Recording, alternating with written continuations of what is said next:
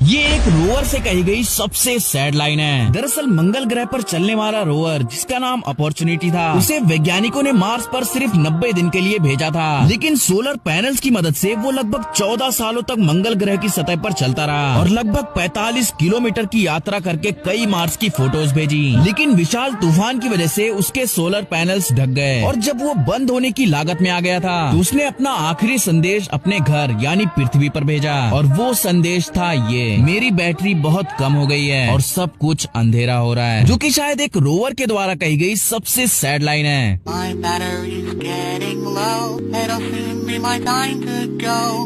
The screen is cracked and I can't see, but I just hope you are listening to my little rhyme that I made for you.